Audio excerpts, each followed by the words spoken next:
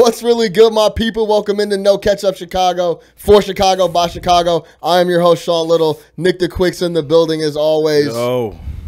First off the top, I have to thank everyone that copped a hoodie. Chicago Breeds Legends hoodie. Me and Nick the Quick rocking them right now. Yes, sir. This is the first merch drop from the No Ketchup Chicago team. So big love for everyone that hit me.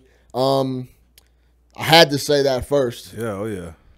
What's good with you? Not too much, man. What's going on? Chilling, what we doing? Man. You know, we got a lot to talk about. Yeah. This is the first time we're back in the studio for a while with me, Aaron, and Big Nick the Quick. So I'm excited to pull up some clips, talk about some Bull stuff, talk about the combine. Aaron. Shout out Aaron coming back, yeah, helping us out, Aaron man. is global like me. He's trying to get around like me. All so over the place, man. We're Carmen San Diego over here, man. We try to get around and keep it moving. You know what I mean? Yeah. So we're going to talk about the Bulls. The offensive juggernaut that is the Bulls. They've been winning games recently. We're going to break that down. We got to talk NBA.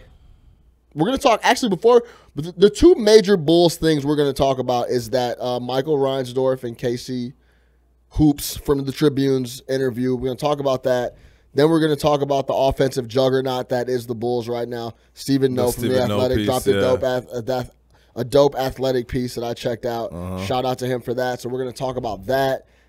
Then we're going to go into NBA. We got to talk Giannis. We got to talk Harden. We got to talk LeBron. That should be a nice lengthy segment for us. We're going to talk about everything NBA in there. We're going to switch over to some NFL Combine. I want to talk about this AB situation, man. This is really on my head. You talking about the mustache? We can talk about the mustache. It needs to be talked about. Yeah, we could talk about. Not enough attention on the stash, man. We could talk about the mustache. We could talk about, is he worth a first-round pick? Come on, we're going to talk about that. Yep. I want to talk about the AB stuff. Talk about the combine. Some wild, athletic human beings out there running around. Sure. Highlighted by the dude from Ole Miss, wide receiver. If you don't know him, we're going to talk about him. And I want to close it with some baseball talk. We're going to talk about that Harper contract. We're going to talk about a couple of things that's hot. And we'll go from there. Yeah. What's good? What's good? You fucking with the hoodie? Yeah, I like it, man. It's nice and comfy, man. You know, if you don't have one yet, make sure you grab them or grab on the next drop. Yes. Super comfy. It's roomy. You know, nice and warm. Yeah. Super facts. Yeah. Got the legends on deck. See my man D. Can you name everybody on there?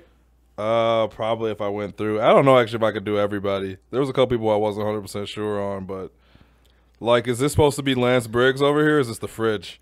No, that's I'm tripping. That's the sack man. That's Richard Dent, bro. You don't got Lance Briggs on there? Oh no, you got Lack but no Briggs. See, you'll back up my points all the time.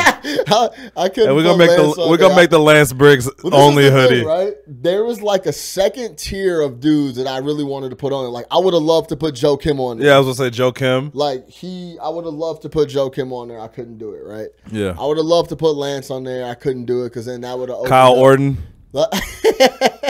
Like there's a lot of folks that if I opened up the second tier, the hoodie, there would be no room on the hoodie. I'm requesting a custom hoodie where it's just a picture of Kyle Orton, preferably. Oh, it's not even up here anymore. It's but right here. Yeah, Kyle Orton picture. I want this photo on a hoodie, and I want to say "Legends never die." Okay, I need that for football season. And then on the back, should we throw to him in the Jack Daniels bottle? That picture on the back? Yeah, no, we should write third and short. I'm your man. Third and short. Mr. Third down conversion. Mr. 13-7 victory. I'm rocking it. No, but yeah, no, I probably could if I sat down. I could probably at least get 95% of them. But yeah, so it's looking right. Yeah. Say less. Listen. Oh, is that Ozzy? Yeah, of course we got Ozzy, man. Of course we got Ginn on there, Ozzy. Bro. Yeah, he's a legend in his own right. Interview and legend. He got a title. Oh, bro. Interview legend. Legend. Like, yeah, he was amazing. Still doesn't speak English. Yeah, so I got big love for Ozzy. So, yeah, man, I'm glad everybody's rocking with it. I'm glad got something on mine. Everyone rocking with the vision that came true. It came out looking good. Let's talk about the Bulls. Yeah. How you feeling? Obviously, Stephen No had that piece. It's a very interesting. It's you like know what? I wanted to text you today. I was like, man, I don't know how we're supposed to approach this today because we really, me in particular, I'll be the first to admit, and I'm not saying I've changed how I feel or anything, but I've been killing the Bulls for the better part of 2 years now, especially this year. especially the Boylen 2.0 era. I didn't like how it started. I didn't see what he was trying to do. The whole, strip it down to build it back up concept. I didn't think he really needed to do that with grown NBA players. With that being said, I still don't know if he's the guy going forward, obviously. I still have my reservations about that. Again, just the way he handled that situation, I think says a lot. But I can't not give him credit for what's going on right now. I mean, the Bulls' offense looks exciting. He's unlocked Lauri Markkanen. He seems to have unlocked Zach LaVine. He's still involved in Rolo, but in a way that's helping the young guys develop at the same time. Exactly Rolo's, right. give him 16, 17 points a game, balling like crazy, yeah. But it's not at the hindrance of other players, you know what I mean? It's not like a couple years ago when we were mad that Justin Holiday was helping us win games. It's like, this dude clearly isn't going to be here. Like we said last week, you're winning with these guys that are part of your core that you want to win with. So I got to give him credit, man. I got to give him credit, and even on top of that, I got to give GarPax credit. I mean, the Otto Porter Jr. deal was a nice deal. He was bald in the 8 games that he's played for us so far. The roster's starting to take shape. Now, the flip side of that is I'm seeing some people talking like, "Oh, give it a year. This Bulls team's going to be a contender." I think we need to pump the brakes on that. I think we're not there yet. Just because you've seen some exciting wins and some encouragement doesn't mean we're ready to contend in the East. We're still terrible defensively. We still need no bench. Yeah, we still need a bench. I mean, we still don't have a point guard. We talked about that last week, but there's definitely some bright spots for sure. It is crazy to see the offense running like it is with no point guard. Yeah, because we don't have a point guard. Not at all. I mean, call LaVine what you want. He's a true 2 guard that's wants to score. He's looking to score. He's looking to score, right? Markkanen has been bringing the ball up. I got to agree with you, bro. I mean, I got to give credit.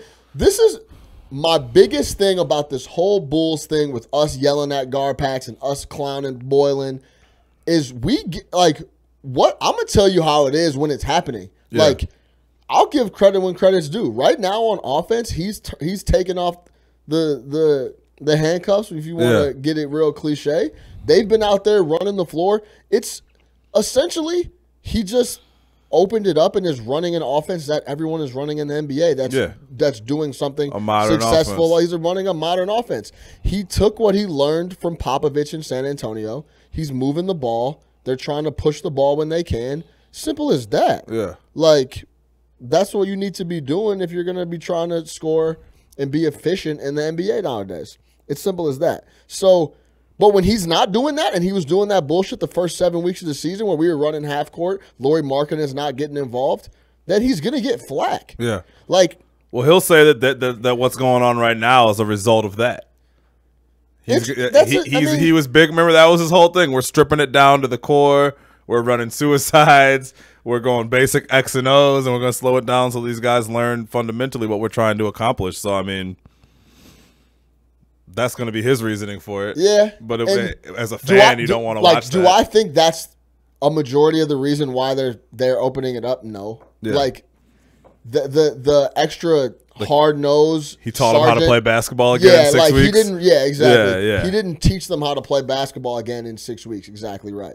I think they opened it up, and now it's going from there. They went from the worst offense in the league that first 8 weeks to now they're one of the best offenses in the league. Yeah, they're up there at 115 rating up there with the Golden State Warriors.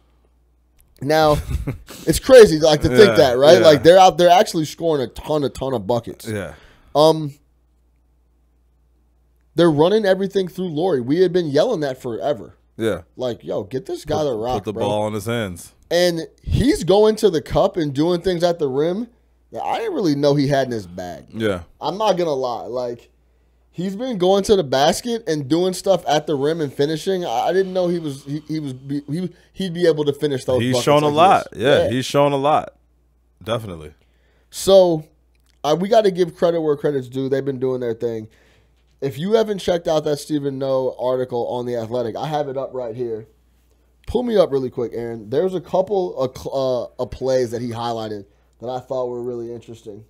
First off, the article being called Jimmy Buckets is awesome. Yeah, he said he got that from your boy. From Mayberry? Ricky. No, Ricky. From Ricky. Okay, yeah. Jimmy Buckets. That's perfect. Yeah. That's a great just intro into the article. But a couple of the things he highlighted Well, this is just what you mentioned about running. Where's the one where he was running with Rolo? I think this is it.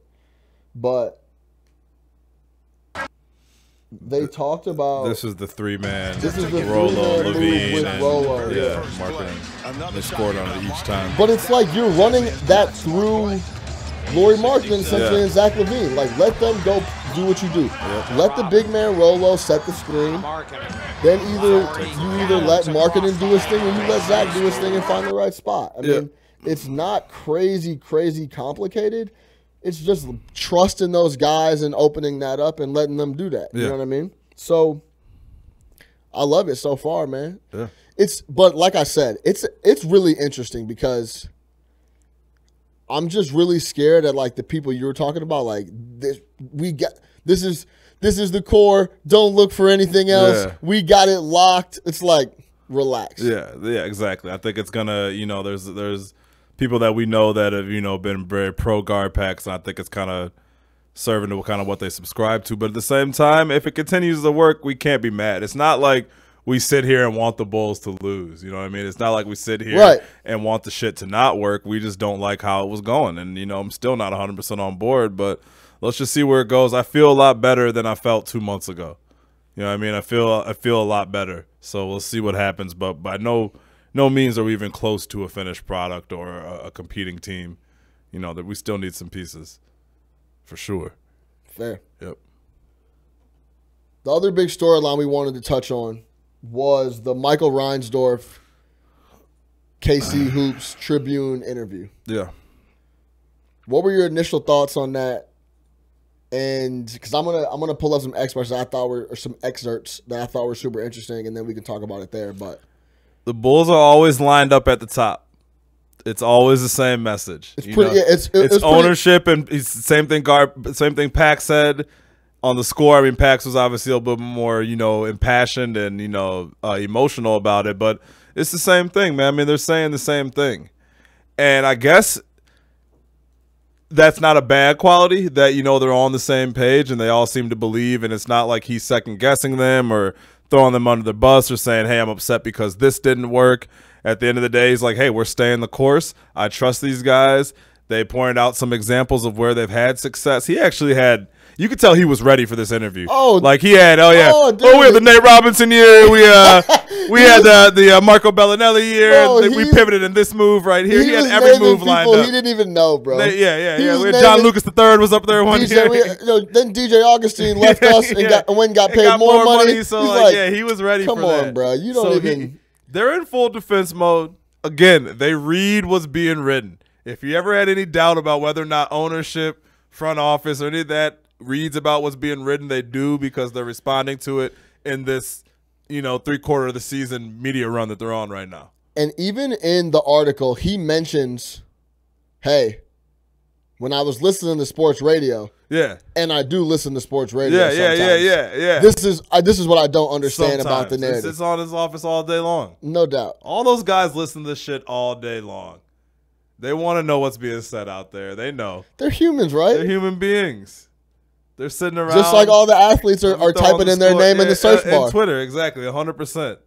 So he heard you loud and clear. So, I mean, again, I like the fact that they have one message. It's not like there's dysfunction at the top. But at the same time, it's like these dudes, they have that. They know what they want to say. They have their moves that defend all their other moves ready to go. You didn't like this. You don't like this move that we're doing right now, but you loved this move a couple years ago. Right. Can't have it both ways. Don't forget. Yeah, the PR. They don't need PR people. They are their PR people. They spin it wonderfully. But like this, my theme for the Bulls right now is I'm gonna give credit when credit's due. We're out here hooping on offense, and shout out to Boylen. He's opened it up. Yeah. He's running stuff through Markkanen. He's getting LaVine the rock. He's getting the ball to our best players. He's utilizing Rolo. And I've been giving Rolo love forever. He puts in a shift every night. Yeah. When we're really bad, he puts in a shift. When we're playing well, he puts in a shift. Like, he's been that since we got here. So, like, what he's doing right now doesn't surprise me. Pull me up real quick, man. Go check this out on the Tribune. I don't know about you guys, but I don't have a Tribune subscription. Yeah. So you only get like a certain amount of articles give you like 2 a week or whatever it is. So Yeah. I use mine up and I'm out. So if they drop some more content, I gotta hit you or get somebody else to send it to me or something. Give me some screenshots. Free the news, man. Free the news. So you guys, if you follow the Bulls, you know Casey Johnson's been the Bulls beat writer for the Tribune forever, right? From Evanston, I believe. Yeah, went to Evanston High School. Yeah, facts. So like Nick was kind of alluding to, it was a pretty vanilla interview. He didn't say anything that like shocked me to the core. He's supporting his guys that are in power, that he's put in power, that he rocks with. He's trying to defend them, saying he doesn't understand the flack. But like I said, I'm going to give credit when credit's due, and I'm going to give slander when there needs to be slander, right? So one of the first paragraphs of the article, they talk about, like, well, he mentions, I don't know why they're called GarPax because they're two different guys. It's like, listen, dog, you know why they're called GarPax because you don't get rid of one and not the other. Yeah, the whole so league, the whole league knows this. Yes, like you don't. I think they're the only team in the league that I know of where, like, when you talk about their GM, you really talk about both of them. Yeah, it's 100%. Like you don't just Paxson, bro. They're intertwined. Yeah. So he goes on to defend John first. Listen, this is the first thing that jumped out to me. Right, I'm gonna go through the whole first paragraph, and I'm gonna highlight it for people that are watching real quick. But John is our vice president of basketball operations. He took over in 2003 and orchestrated our first rebuild. He inherited a team and made a lot of different trades. He drafted Kirk Heinrich, good pick. He spent $3 million in a trade with Phoenix so we can get Ben Gordon, got Luol Deng in the same draft, added Joakim Noah. I love all those. We signed a top free agent in Ben Wallace in 2006. A lot of people forgot he was a number one free agent. We ended up sweeping the defending NBA champions Miami Heat. I don't know how much weight that has. Like, Wade was still super young. Shaq was gone. Like, whatever. Okay. We swept the NBA champs, right? Then we lost in 6 to Detroit. And this is the key for me right here. We were on our way. So I looked up what our record was that year. And we were 49-33. 06-07 Bulls. 49-33. So then he goes, the next year we tripped and didn't make the playoffs. We were on our way. So we were on our way, and then we trip then we trip the next year and don't make the playoffs.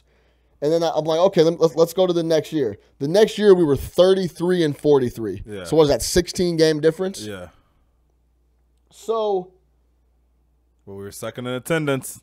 The flack there is, and then he goes on to talk about the next year we tripped, didn't make the playoffs, and that's when we got lucky and got Derrick Rose. Yeah, but then in the next breath he goes, but that's part of what sports are about. The Lakers were lucky when they got Magic Johnson. Right. The Cavs were lucky when they got LeBron. It's like they're so defensive all the time. But, like, I'm going to hammer this, bro. Like, I'm going to give credit where credit's due. Okay, he went and got Luau. Good pickup. Yeah. He went and got Ben Gordon, Kirk. Those are solid players, right? We signed Ben Wallace. He was the number one free agent. I can't fault them for getting Ben Wallace because he was supposed to come in and make a difference. He didn't really end up doing that. He did for 1 year. Yeah, but that's not their fault, right? The next year, with Scott Skiles running the show, we completely bottom out with essentially the same roster. We even add a couple more rookies like Joe Kim, et cetera, and the win differential is 16 games. Then we get Derrick Rose. I think my whole thing is that we were mediocre before Derrick Rose. We've been mediocre ever since. And who's been running the team the whole way?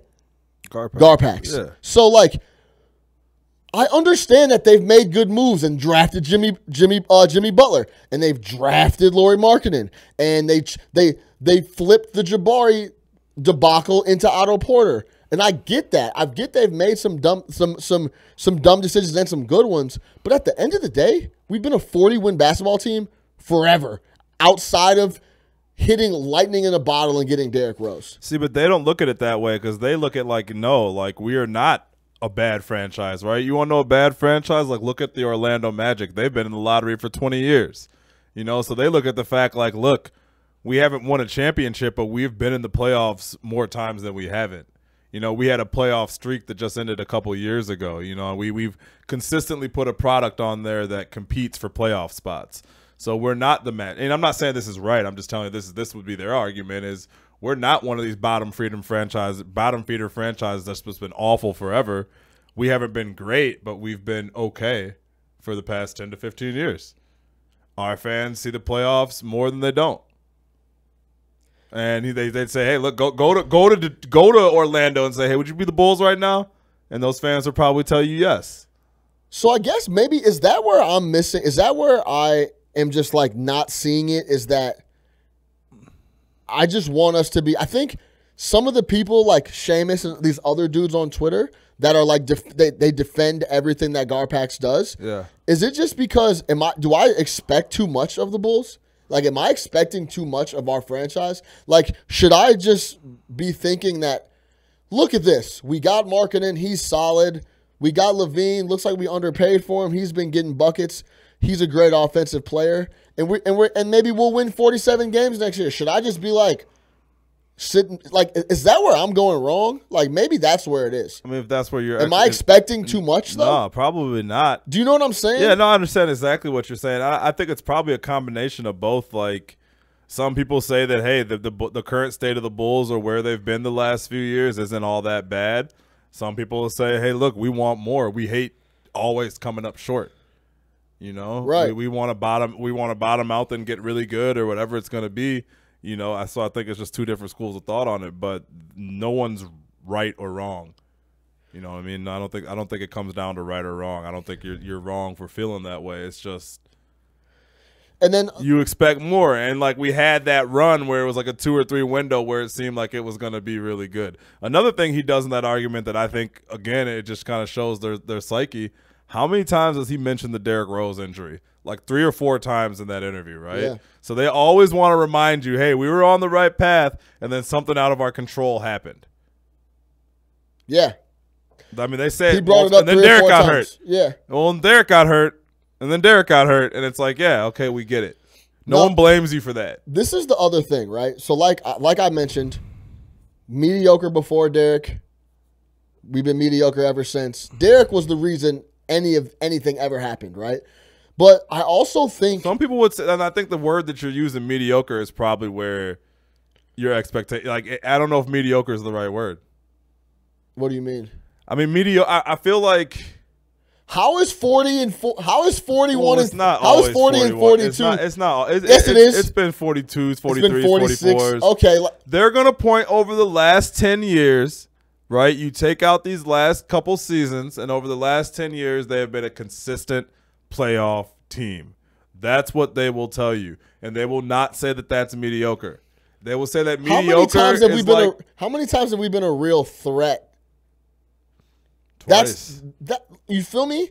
I guess that's what I see. I'm playing from a little bit of devil's team. advocate right now, and I'm just telling you that this is probably where their logic is. Like, does Philly feel like a real threat? Their fan base, 100%. Right now? Yes. Yeah. Does Milwaukee feel like a real threat? Yes, they do. Yeah, they have that man. Do you know what I mean? Like, so that's why it's like I want to feel like we're a threat to make some noise. I'm not asking us to go out and win the chip. Be a threat to come out of the East, though. Yeah. Like, be a threat to go to the Eastern Conference Finals. Like, and back to the GarPax thing.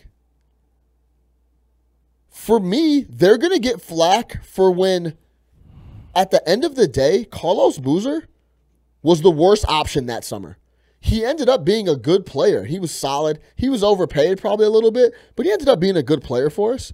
He was the worst option that summer. He was literally the last guy that anybody wanted. Yeah. Like, that summer was so outrageous that Carlos Boozer, the all-star, was the last person on anybody's list. I don't think the Bulls were ever getting those guys, though.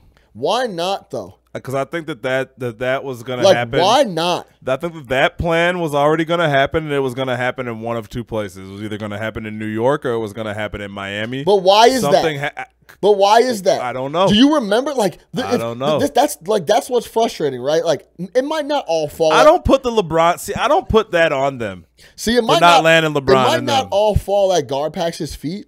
But if you go look at that team, we were the best landing spot out of anybody. We had a young D Rose, a young Joe Kim, Luau. I mean, we were loaded, bro. Yeah. If we just add one major dude, we're a serious threat to win the championship. But if the three of them know they're going to play together, they're probably like, whatever, we're going. The three of us are there. It doesn't really matter who else is there. I don't blame them for that. I really don't. And you know what I also blame them for too is, do you remember how many years we were like in a glaring need for a 2-guard?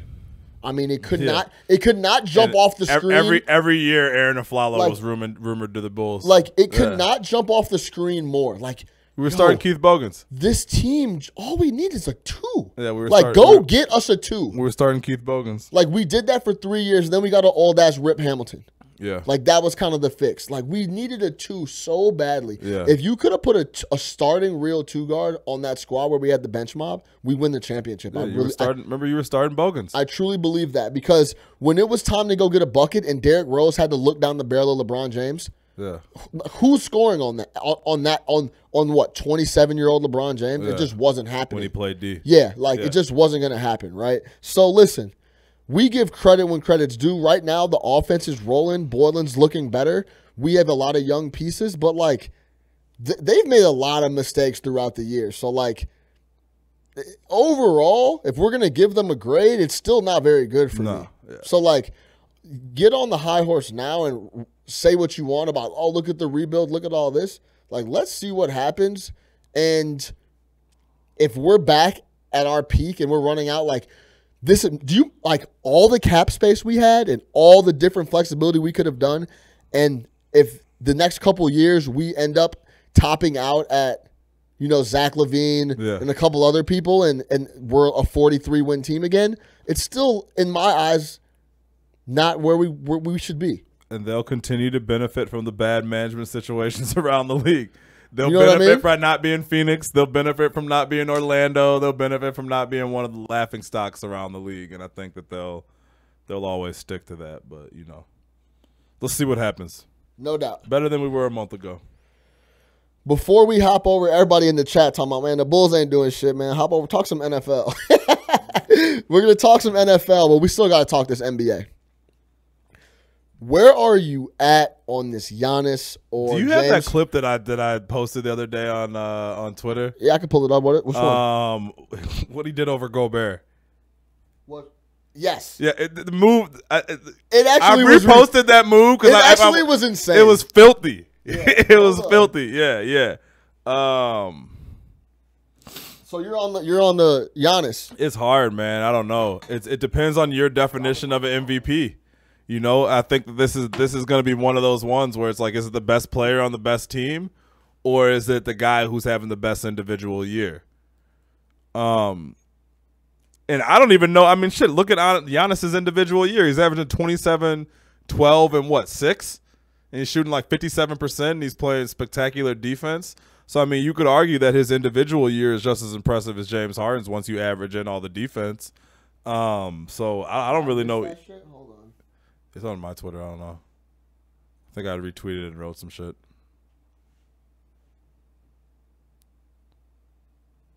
It's not that far down. But yeah, go ahead. Yeah. But yeah, fill me out and then I'll try to find it real quick.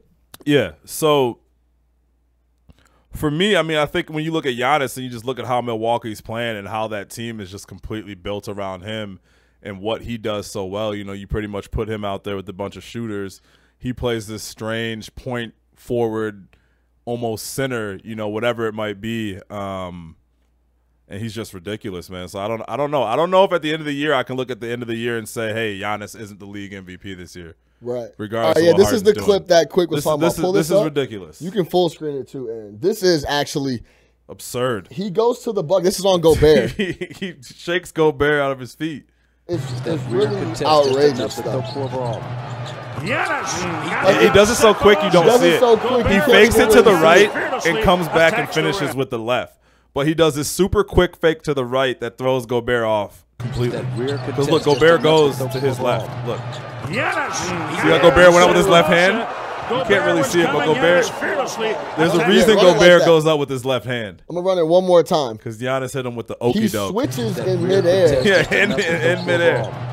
Yeah, he goes from right back to left. That's why Gobert goes up with his left hand. Oh, you can pull that down. Yeah, I mean, it's ridiculous. And that's over Rudy Gobert, who is a Defensive Player of the Year candidate. No, he's a man. He's a monster. He's a real He's man. one of the best rim protectors in the NFL. He in the cries NBA. on camera about the All-Star game. He's French. Maybe see, you know what I'm saying? he did cry. He did cry about the All-Star game. He was crying about that. But so yeah, stuff like that, man. I mean, you watch Harden, and it is the offensive explosion is crazy, and he's carrying his team from night to night, and he's clearly, you know, just a freak of offense. But I think the whole thing for Giannis, man, just watching Giannis play, how good he is, how much he impacts that game, and how much better he makes that team. You know what I mean? They got Brook Lopez out there hitting threes left and right now. The Mirotic deal was awesome for them. Like, what a perfect player to go play with Giannis. Now, this is where I'm at. Where are you at? Who do I think? I think Giannis is going to win it because of a lot of different teams. His whole squad, his defense, and James won it last year. But I think the MVP is James Harden so far. Let's not get it twisted. There's a lot of ball games left where a lot of different shit could get twisted and go a different way.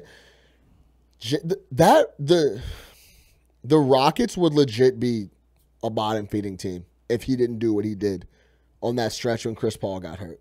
And every single night is a highlight reel, 48 in Boston. Like, you know what I mean? Like, It's just crazy. He's been carrying that squad. The production on the offensive end, I can't fault him for the D, even though he plays a little bit of D when he wants to. He's not as he's putting out so much energy on offense. He's not as horrible as everyone says. Yeah. He legit puts out every single ounce of energy on offense for sure. That he can't do anything on D, right? The people around Giannis in Milwaukee are nuts. They got a good team, bro. Bledsoe, Middleton, Brogdon, but they wouldn't be Mirotic. good. They wouldn't be good without him bringing it together there. I think they're a playoff team without Giannis in the East. I don't think so. I think they are. I don't think so. I think it's very close. I don't think Chris Middleton's an all-star without Giannis. Well, Giannis draws so much attention. Yeah, he does. He doesn't shoot threes, right? So he goes down to the paint, and he brings all those guys down there with him. And Middleton, Lopez, Mirotic, Bledsoe, whoever it is, those guys can just sit back and shoot threes. Johnny Barbosa in the chat say, if you expect to be MVP, you got to play both sides. Do you agree with that? Listen, man. I mean, that's not how the award has gone the last few years. So I mean, like, yeah, I think in my opinion, yeah, but I can't, just like you said, I can't take anything away from Harden because he doesn't play D. Right. But I can give more to Giannis because it's not that he plays D. He's a phenomenal defensive player. He's a force on the D. He's a force on defense on D. Yeah. He averages 28 points a game. He gets you 12 boards. He can carry the ball up. He does so much for that team. And that team's going to win 65 games this year. That's the other thing. They're going to win 65 games this year. Nobody, you don't even talk about them anymore. Milwaukee's been good all year. They've just been good. From the start of the season. From the start, they've just been good. They opened the NBA season, if I remember correctly. They played someone, and they've been rolling ever since. They've been rolling ever since. So it's just like Milwaukee's good. You don't even talk about it. Whatever. They add Mirotic, nice little piece for them. I think Giannis is I know like 2 weeks ago I said Harden was the MVP. I think Giannis is the MVP right now. Yeah. I got to go with James just because that team would be so lost. I think Milwaukee would have a little direction. Yeah. Man, I don't know what they would do without James Harden, bro. Like, they would just be a wreck. Even though they won the other night when he was out. Where was that? He didn't play somewhere. I think it was Boston, maybe? It was Boston. Well, yeah, I mean, that's whatever. They played somewhere and he didn't play. People are picking up W's over there left and right, so it doesn't matter who plays. It's really close, but, man, I got to go with James. He's been doing too much. Who would you rather have on your team? Giannis. All right. Yeah, Giannis. We'll leave it at that. Really quick, before we move off the NBA to get to some NFL talk, let's talk about this LeBron James situation, bro. I posted the clip today of us talking about it last week. They're not going to make the playoffs. We said that last week. That's before they dropped another, 4 or 5 ball games? It's full no cap now. It's full no cap. They have no shot at making the playoffs. They have no shot at making the playoffs. Right? They lost the Clippers last night. Yeah, they're cooked. Is it time to shut him down? And is this a stain on his legacy? No to both questions. But I think they're going to end up shutting him down eventually. And I think it's because in his eyes, it will be a stain to his legacy. I think LeBron is very and I don't think legacy conscious. He's image conscious. Yeah. He's very, very, very aware of the narrative surrounding him. And I think he's going to try to distance himself from this situation. Hey, look, before I got hurt, we were in the playoff race. Then I go down for a couple months. We fall out the playoff race. I come back. These dudes don't want to play hard. My numbers are still good, but we're not getting it done. I'm just going to rest for a mental break and get ready for next year and trade all these guys. It might be spun a completely different way, but I think that's probably ultimately where we're going to land once it's really clear that they're out the playoffs. I don't think you can do it right now. There's still 18, 19 games left, but I think you'll see it in the next couple weeks here, and he's 100% going to shut it down. Yeah, and to me, it's just kind of like I don't get it, man. I mean, play through. Play through. You knew that this is the team that you came to. I love LeBron, man. I'm a big LeBron fan, but I'm not going to sit here and act like this wasn't his doing. We talked about it 2 weeks ago. I told you he sat here. He tried to trade every last one of those guys. You can't pretend like you didn't have a hand in that, and you can't rally those guys around you when you get back, but stand there and face the music like a man. It is what it is, man. You played in 7 straight NBA Finals. It's okay. You're going to miss the playoffs this year. You don't got to get swept by Golden State or whoever the fuck in the first round, whatever, and just keep it moving. But hey, I came here. These are the guys that were here. I couldn't bring us back when we got hurt. I'm going to don't shut it down. Don't back away from it. Don't try to distance yourself from it. Take ownership when you win. And this isn't my old man LeBron take. How do you frame it? How do you frame sitting out then? What do you do? What do you say? That's it. That's what I'm saying. How are you going to frame it? I'm asking you, how does he frame it? I don't think he should sit out. I'm saying he shouldn't sit out. Right, but he's gonna. In my opinion, he's about to sit out, get ready for Space Jam. Yeah, shoot that shit in the summer. Rest. And then next year, I think that's when we really determine what's going on here. He'll have a quad injury, something along those lines. He can have. Yeah, that's what I mean. That's what he shut down. The quads are undefeated for this not wanting to play. If you need to sit out for a little bit, I don't even know anyone who's actually ever really had a quad injury, but the quad injuries always seem to pop up. When it's time not to play. He should go hockey with it. Lower body injury. He's got an upper body contusion. Something above the waist, ain't right? He should go lower body injury. Yeah. I'm out the rest of the year. So I think it'll be something like that, and I think that to me for me personally, is a bigger stain in his legacy because he didn't stay there and face the music of a situation that I really believe that he created. I think they had this plan to pull off this Anthony Davis thing, and it backfired, and it's backfired in the worst way possible, and now they're left to pick up the pieces. And you got to stand there and you got to take that, man. That's you. You wanted this. You and Rich Paul created this. And again, I'm all for player empowerment. I'm all for them doing their thing.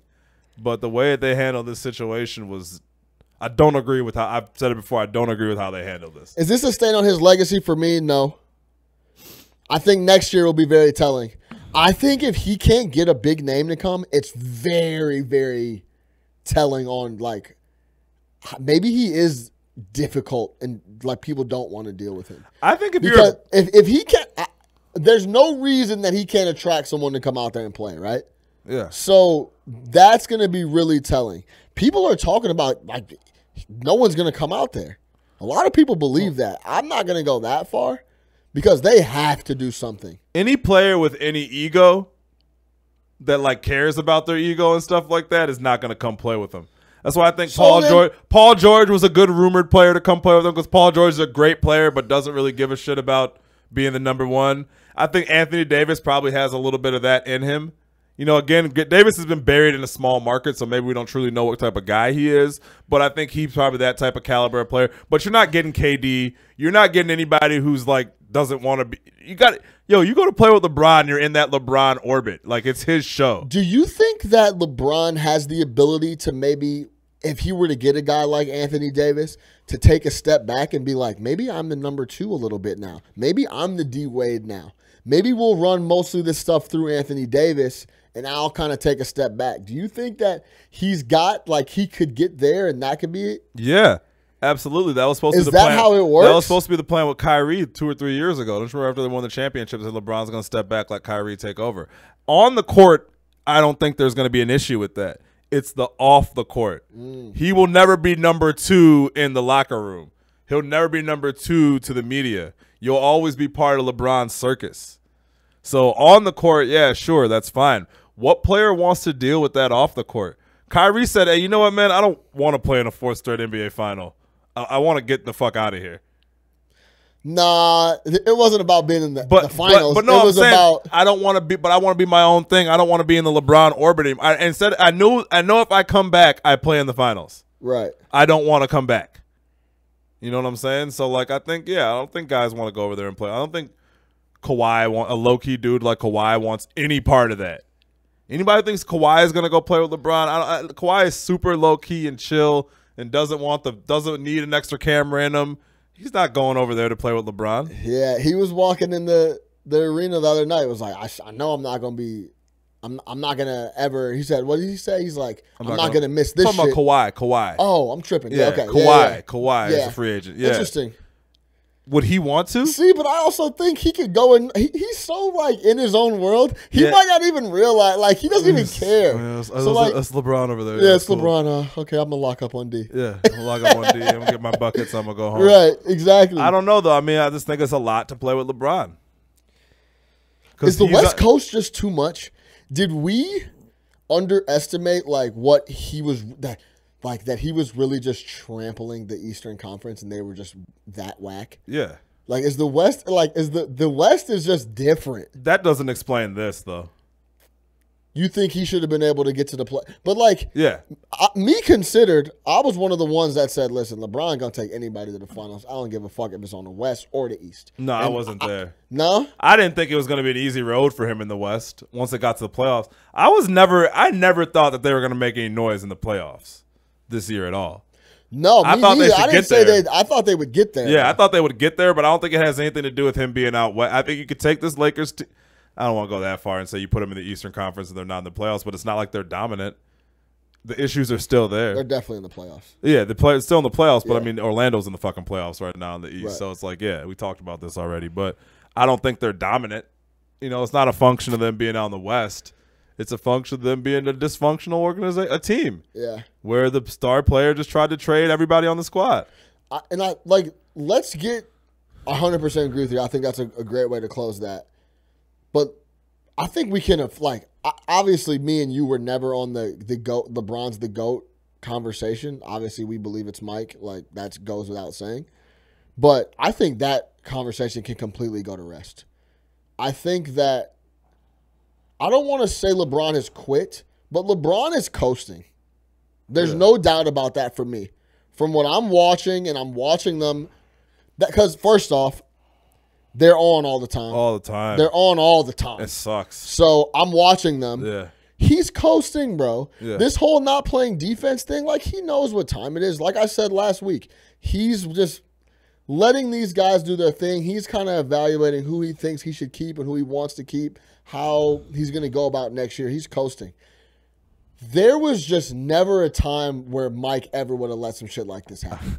I'm not doing this. No, but that's what I'm saying. I just want to kill that whole conversation. I don't think that this particular season incident Lakers situation right now takes away from or makes me be like, oh, for sure he's not the GOAT. No, like he wasn't already, like you said, but I wouldn't add this. LeBron, to me, I'm going to go ahead and say this. LeBron's legacy, to me, is closed. Cemented already. If he wins another championship, it's great. It's like people that said that Tom Brady's the GOAT because of the last Super Bowl. I'm like, no. What do you mean? You needed him to win a Super Bowl at 41 for that to happen? Like, come on now. But, think about it like this. Remember when Kobe had them terrible Lakers teams? Yeah. He was playing his heart out every night, bro. Like, Smush, all those clowns, right? He was playing his ass off. Shout out Smush Parker. LeBron is not doing that. No. And he's not going to do that. Yeah. It goes back to that mentality that he doesn't have that Kobe and Mike had. That's what separates Michael Jordan and LeBron James. Like this, for the argument for like these people that are saying LeBron's the GOAT right now, I think you could bring this as an argument to them. Like, listen, bro. This dude's coasting right now. Yeah. He's essentially quit the season. Yeah. Essentially, he's getting ready to shut it down. Can you imagine if Mike was like, I'm going to shut it down? Or Kobe's like, I'm going to shut it. It just didn't happen. I don't think he was, and I mean. Like, it wouldn't even be a discussion. Like, hey, Mike, how you feel about shutting it down the rest of the year? Yeah, I don't think he was ever into this season like that anyway. Well, dude, that's what I've been saying. No, I was talking about his like that groin injury. Yeah, like, I think when he got here, he knew that this team wasn't going to win anything, and that's what he's accustomed to. So he was just kind of going to do his thing. I think he figured to go to the playoffs, and then that whatever happened. But I don't think he was ever like overly invested in this situation this year. So yeah, maybe that does take away from it, and that's something that wouldn't happen with Michael Jordan, obviously. But again, damn, and I didn't cover. The Bulls.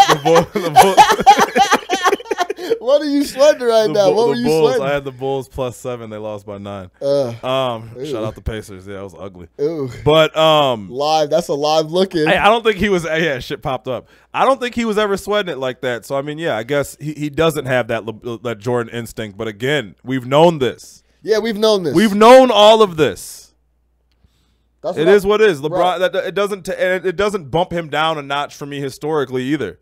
There's nothing he can really do for his basketball career that's going to change my opinion on him as a basketball player. Nothing negative, at least. He can only really do positive things for me to change my opinion. Like if LeBron was just tomorrow was like, you know what, fuck it, I don't want to play anymore. I'd be like, great, awesome career, top 5 player of all time, no doubt about it. Maybe the most complete player that's ever played in the NBA, like for sure. But so I mean, again, like if. That's why I think like he's so concerned still about his legacy. So I don't get it. Your legacy, bro, like you are who you are. Stop being so insecure.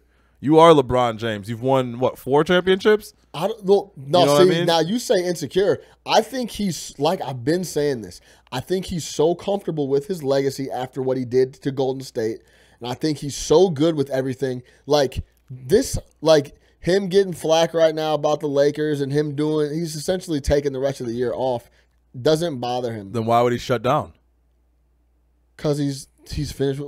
There's nothing to, like. What am I playing for? That shows me how comfortable he is with everything. That mentality, I don't like. I'll shut it down, and I'm gonna. You know what I'm saying? I'm gonna do Space Jam here. Then I'm gonna talk to Magic about who I need, and then we'll make a run at it. Yeah, that's what I think. But we'll leave LeBron right there. And it's actually a good segue into if you never see someone play again, their legacy is cemented. And we're talking Antonio Brown. AB. This situation, the more and more I hear major media outlets talk about it, the more and more this shit bothers me. Like, I could care less about what he's doing on social media because to me, everything's been getting validated about how he feels with what the GM said about the kids, with Ben Roethlisberger, with all that stuff. Like, everything he's saying is essentially Ben's got 52 kids. Like, right. Yeah, dude, are you out of your mind? Like, everything that's been saying has been validated. He's like, yo, this is why I need to get out of here. Yeah. And, like, him getting on the treadmill and hopping on Instagram Live and saying, yo, if you got guaranteed money, hit my line. Yeah, I'm AB. Yeah. He's worth guaranteed money. Yeah. Like, what is – can someone point to a lie that AB said? Like, has AB said something that is not true yet? Yeah. You feel me? Yeah. So like that's been starting to bother me a little bit. Like, he's not worth the first round pick because, and they start naming all this bullshit. It's like, this is one of the best receivers in the league. Yeah, give me a football reason as to why. Right. I can understand. Now, I'm not going to sit here and be like, I'd absolutely in a heartbeat, separate my first round pick. I'd have to look at the situation for it, right? But all the other stuff is what it is. I will say this. I watched the ESPN interview on Sunday. Yeah. I did think he kind of sounded like an idiot. He said it's just the way he came off. It was just like, if I was a GM watching that, I'd be like, I don't really know if I want to give this guy like 50 million. Yeah, I'd be turned off. I'd be like, you know what? He's awesome. Like, he's awesome. But what's changed about he's been talking like that forever. That's what I'm saying. And all he does is produce. I could understand if you didn't want to be in on it, though. Some guys just don't want to be in on that, right? And that I can understand if you don't want to be. With that being said, he's a ridiculously good talent. I mean, he's obviously by far the best player that's going to be available this offseason. and there's going to be a need for him on a lot of teams. A lot of teams could use him. So I'm going to pull up the clip. Yeah, I'm going to pull up the clip. Aaron, pull me up. This was the clip from LeBron James's HBO show, The Shop. This is AB and how he felt about, the last day or so from leaving that last week in Pittsburgh. After Benny didn't play the last game. Yeah.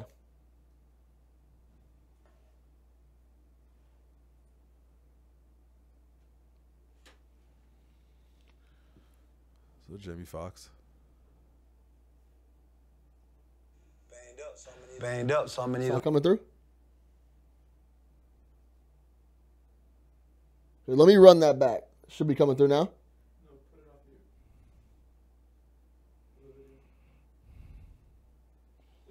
you. Yeah. I'm a little banged up. So the last week of the season, we going into the final game. We gotta win, and we gotta hope the Ravens don't win, so we could advance to the playoffs. I'm a little banged up, so I meet with Coach Tomlin. I'm telling him like, hey man, I'm a little banged up, so I'm gonna need a little time to get right. So he like, if you banged up, man, just you could just go home.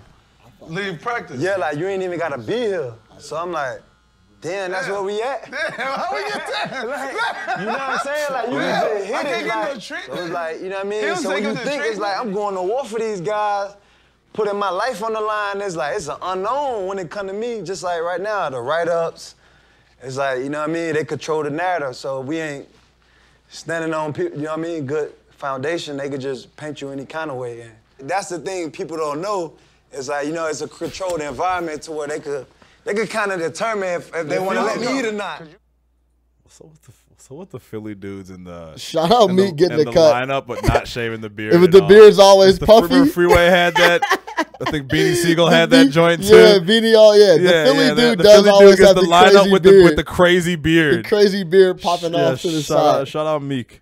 But how do you feel about that, man? Yeah. Look, man, I think it was clear that this situation, I think there's been rumors of the rift for a while now between him and Ben and him and the organization. So I think whatever happened, I think both sides were just done at that point. Obviously, Tomlin, there's two sides to every story. Obviously, Tomlin had just heard enough and was finished and was just like, fuck it, I don't want any part of this anymore. Obviously, AB felt disrespected by that. I will say this. He's a really good player. He's one of the best players in the NFL. And to tell him that he's one of 52 children of Ben Roethlisberger's, and if that truly was the mentality around that organization, especially with some of the shit, let's not forget about Bathroom Ben. Like, we make a joke about that, but it's not like Ben Roethlisberger's been like a model citizen. You know what I'm saying? So, like, facts. You know what I mean? So, yeah, AB has had some issues. AB didn't have 2 rape charges. Listen. Last I checked. Listen, AB has been a model citizen. He just fucks around a little bit and does some social media. Stupid shit. And he's a big personality and has a big ego. But he's been a model citizen to the Pittsburgh Steelers, the organization, the NFL. Like, I'm not trying to hear none of that. As was Le'Veon Bell. Le'Veon Bell had some weed suspensions, might have said some crazy shit. But it's like, yo, Roethlisberger had some real shit going on, and he's lucky he just missed the Me Too movement. I'll put it that way. Man. He would have been ran out of Pittsburgh. Just out the window. Just missed it. Like, oh, okay. So anyways, if that was the thought around that should never be the thought around the organization, man, that he's 52 children that all look up to Ben, and they're all that basically what you're saying is Ben can do no wrong. Ben's the unquestioned leader. It's okay to say he's the unquestioned leader, but what you're really saying is he can do no wrong. What he says goes. If he has a problem with what AB does, then it's a problem because Ben's right. That to me, if I'm Antonio Brown, that would be an issue because all I've done is produce at an extremely high level for 7 straight years. And I think that was very well said. And I think that AB is a little part of a lot of problems that are happening in Pittsburgh. Huge problems. And he's also doing his thing on the field. Like, you don't have to like AB, whatever. If that boy goes to Green Bay, I'm going to be very, very, very upset. Is he one of the – they're not one of the 3 teams, are they? They were talking like, no, I think one of the 3 teams were Oakland, San Francisco, somewhere without Cleveland. No good quarterbacks, yeah. 2 of those teams got good quarterbacks. If Cleveland grabbed AB, that means in your offseason you had a Kareem Hunt and Antonio Brown for Baker. For Baker. For Baker. It's possible. Who was a gamer. Gamer. Ball player. So, yeah, ball player. I think Pittsburgh's got a lot of problems. Arizona, Look, yeah. Shout your out whole Johnny. offensive rebuild, the two guys that were the centerpieces of your offensive rebuild over the last 5 years are now gone. Yeah. Le'Veon's gone. Antonio's gone. One who you got nothing for. Nothing for. And then the second one, people are – let me get this straight too. Antonio Brown is worth a first-round draft pick. He just is, bro. I don't care. I'm giving up a first-round pick. If I need a wide receiver and I feel like he can make an impact, I'm giving up a one. Just like Jerry Jones gave up a one for Amari Cooper and everybody clowned him, it ended up being a good move. Like, give up the one for Antonio Brown if he can come on and make a huge impact. Like, man, Cleveland, he would make a big impact over there. Him and Juice Landry. Him and Juice Landry, Baker making plays, a new offensive coordinator that Baker rocks with, who's now the head coach. Yeah. I mean, that could be a problem. A major problem. You know what I mean? Yeah, and you get to play Pittsburgh twice a year. Yes. So for him, it's great. You know he's going to be up for those games. When he goes back to Heinz Field, he's going to be like, my God, I'm rolling in with the Browns because y'all been kicking our asses for years. I would love to see AB against the Steelers in another uniform. That would be crazy. Yeah.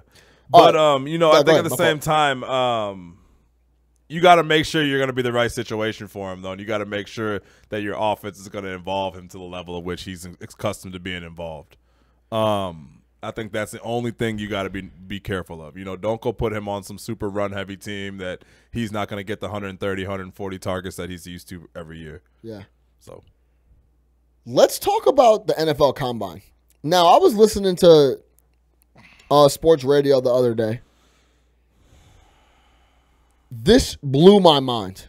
Like, I was shocked. I couldn't believe it. Mel Kiper Jr. has never been to the Combine physically. How the fuck is that even possible? Is there a reason for it? How is that possible? That's like the commissioner never going to the Super Bowl. Yeah. Like, how is like how like I don't understand. Yeah, I don't know how that's possible. Where'd you hear this? I heard this on sports radio. Were you able to validate this somehow? I don't know if it's valid, but how could an ESPN never be like, "Hey, Mel, we need you live from the Combine"? But think about it. Have you ever seen him? You only work for one part of the year, anyways. Have you ever seen him live from the Combine? No, but I've never. I mean, I wouldn't know. I couldn't think of seeing Todd McShay there, but I'm sure he's been there. I hope that's not true. Yeah. But there's just no way that Mel Kiper's never been to the Combine, he's bro. definitely Like, been how to can the you Combine. talk about all the draft picks, et cetera, and all that, and then not be at the Combine? Yeah, you got it, and that's where you talk to all the league sources and shit too. Like, I just don't get it. If you're a reporter who covers the NFL, you want to be at the Combine because it's a gathering of all the GMs and stuff. 100%. It's just like NBA reporters go to Summer League. Facts. Because it's like, oh, that's where all the GMs are on one place, and we can catch them down, and they're having a beer at the steakhouse over there. Yeah, that would be like Pelinka never being to the NBA Combine. It's just like that's just not true. Yeah. You know what I mean? But let's talk about the Combine really quick, so we got a little bit of time to talk about a couple other things. But how do you feel about this Kyler Murray situation and Metcalf, freak of nature? I'm going to show some pictures of this dude. So Murray came in at just under 5'10", right? It was like 5'9". No. It was 5'10" and an 8. 5'10" and an 8? Something like that, yeah. Yeah. If you like him, take him. I think if he would have came in at like 5'8", 5'8" would have been different. A different problem. But I think the fact that he's on that 5'10" side, now it's like, hey, you draft a 5'11" quarterback, right? Yeah.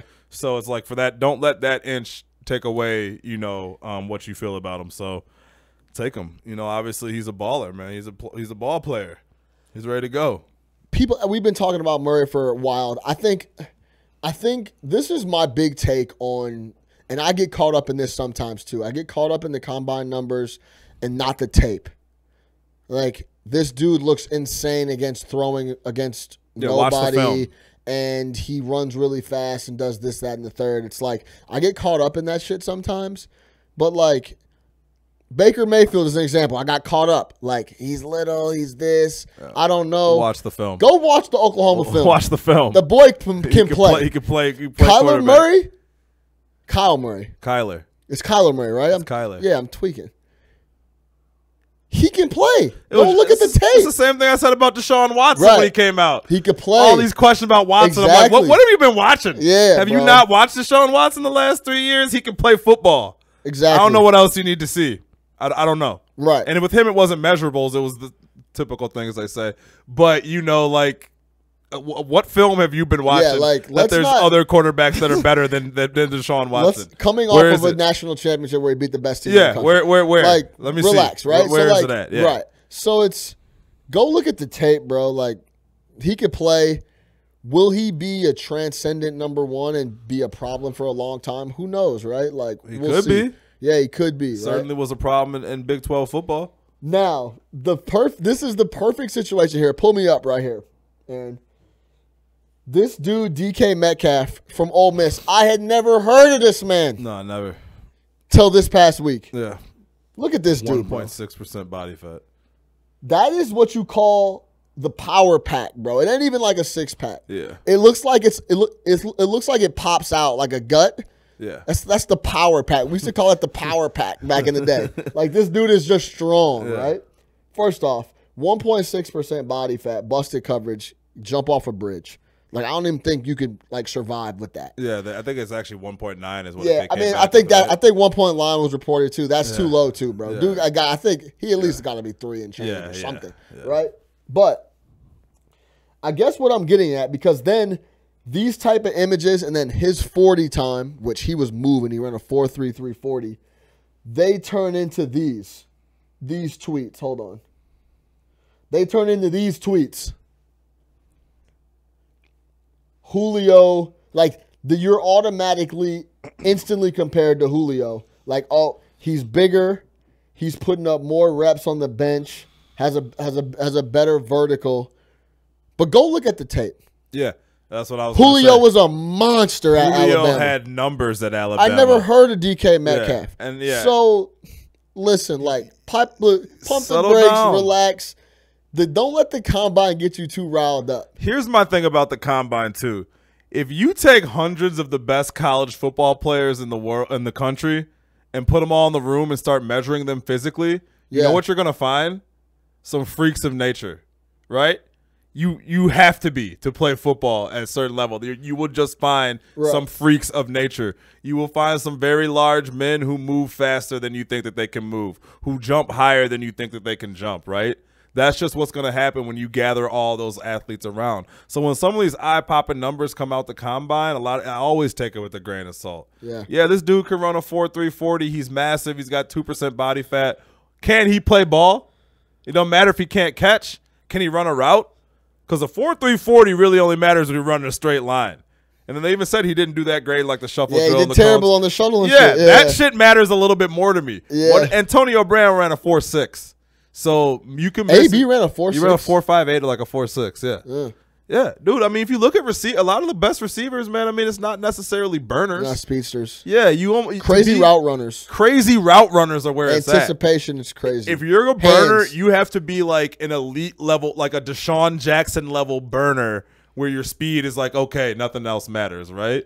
So, like, with a guy like Metcalf, some of the stuff with him, man, he has some drops, things like that. Shit is more concerning to me. Right. I'd rather take a guy who runs a 4.45 with sure hands, than some guy who looks good with his shirt off and runs super fast. It was just like the guy the Bears drafted a few years ago. Remember he jumped out the pool, the D lineman? Yeah. You know what I mean? And he sucked. The clip went viral. He jumped out of the pool. He didn't even play. First off, he didn't even play it down.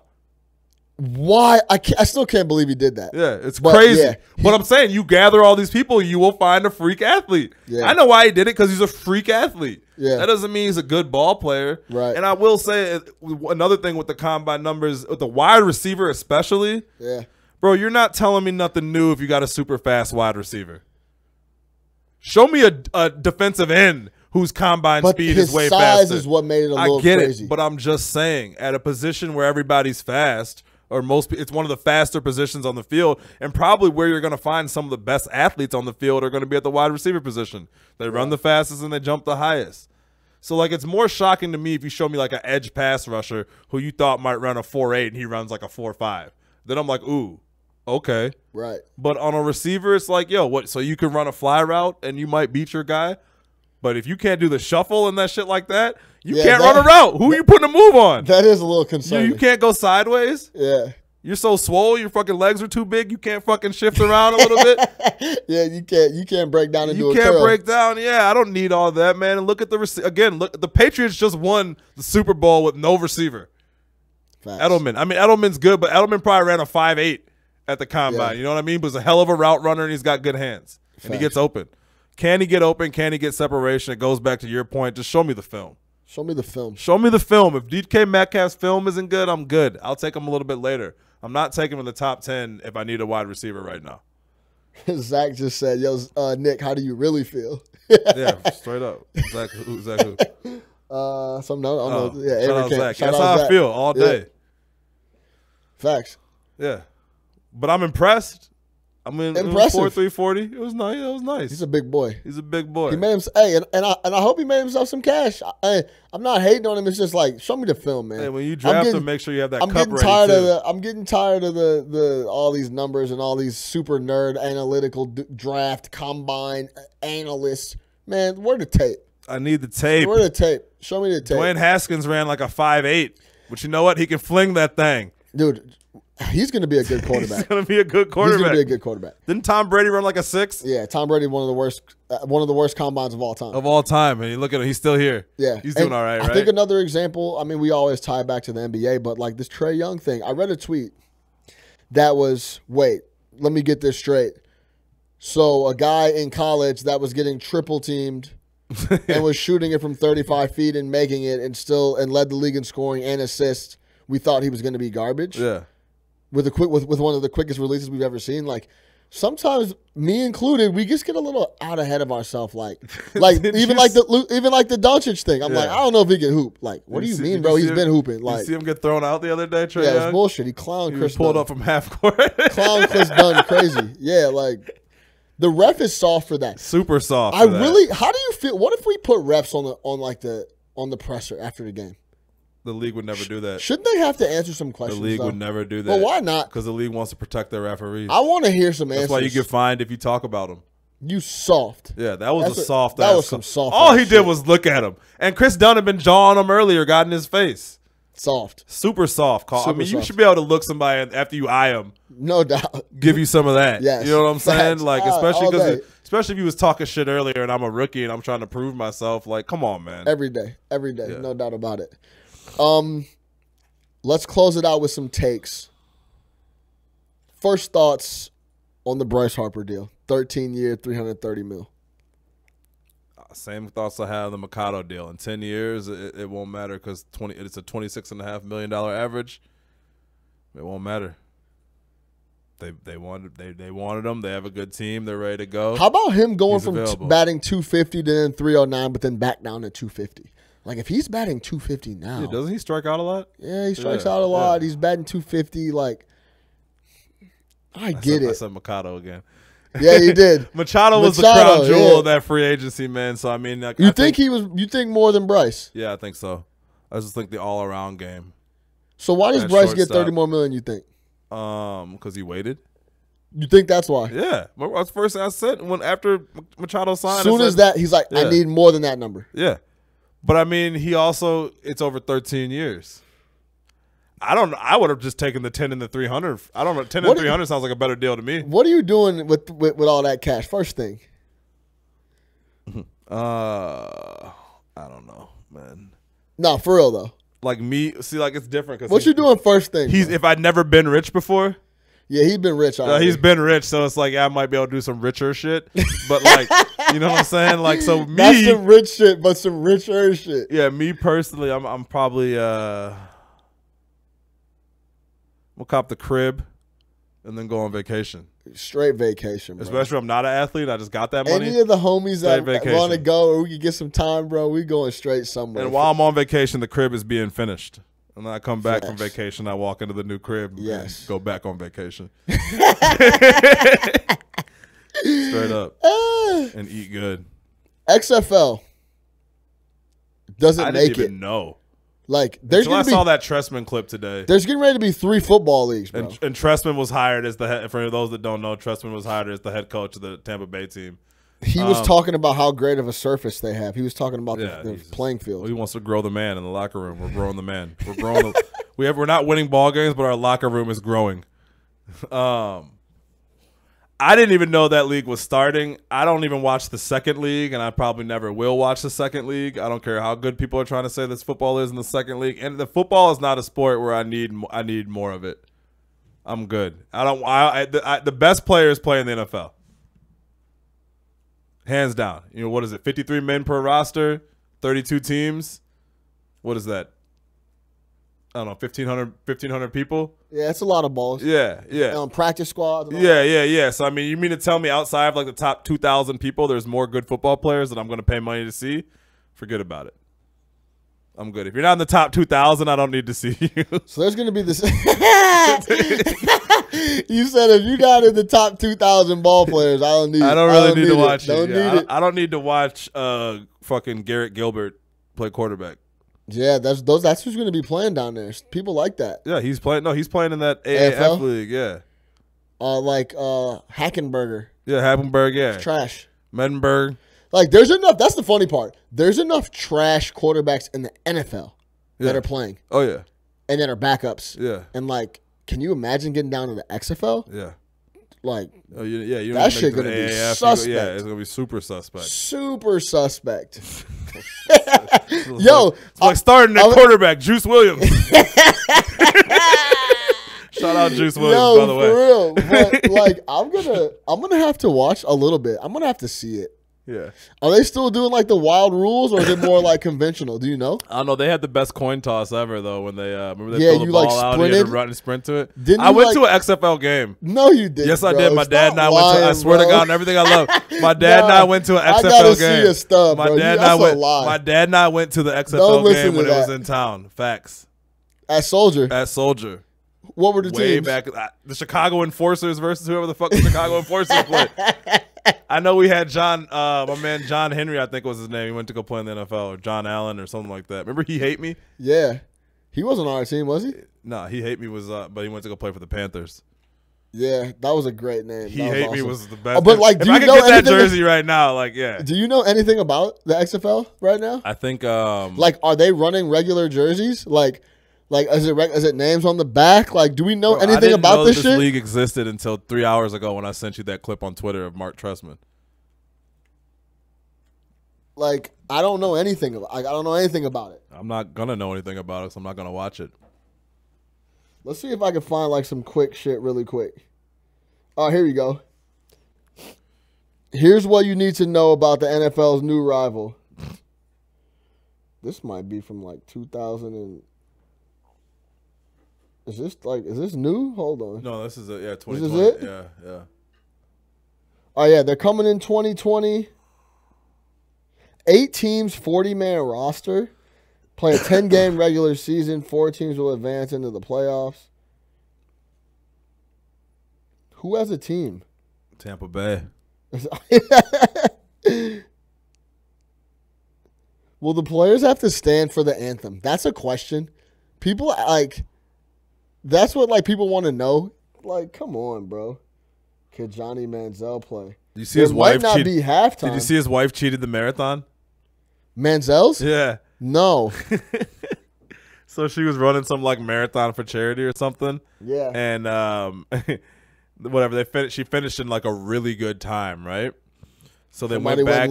You know, they have these like marathon trackers. So they tracked it like they did her first leg or mile, whatever the fuck it is of it. Yeah. And like she did like a regular time that you would expect someone to do.